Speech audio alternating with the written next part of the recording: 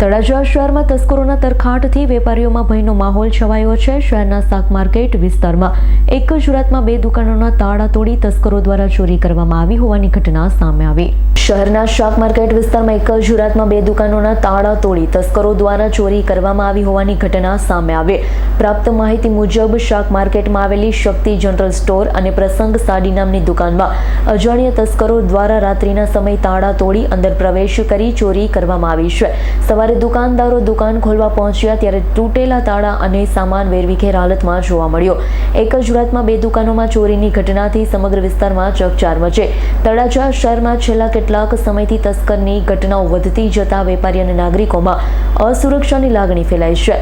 ઘટનાની જાણ થતાં પોલીસ કાફલો ઘટના સ્થળ પર પહોંચ્યો હતો। તપાસ શરૂ કરવામાં આવી। પોલીસ દ્વારા આસપાસના સીસીટીવી કેમેરાની ફૂટેજ તપાસવામાં આવી રહી છે તેમજ તસ્કરોને ઝડપી પાડવા માટે કાર્યવાહી હાથ ધરવામાં આવી છે।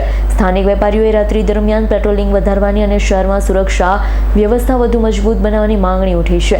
હવે જોવાનું રહેશે કે તળાજા પોલીસ તસ્કરોને કેટલા સમયમાં ઝડપી પાડે છે અને શહેરમાં ફરી સુરક્ષાની લાગણી સ્થાપિત કરી શકે છે કે નહીં। લાલજીભાઈ ચુડાસમા।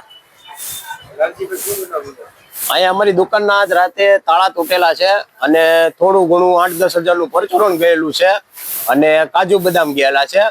આટલી વસ્તુ ગયેલી છે।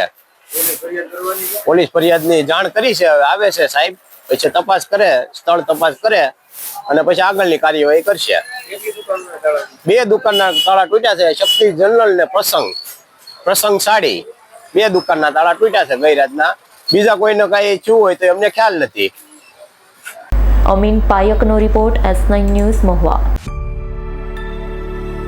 અમારી તમામ માહિતીથી અપડેટ રહેવા માટે જોડાયેલા રહો S9 ન્યૂઝ સાથે।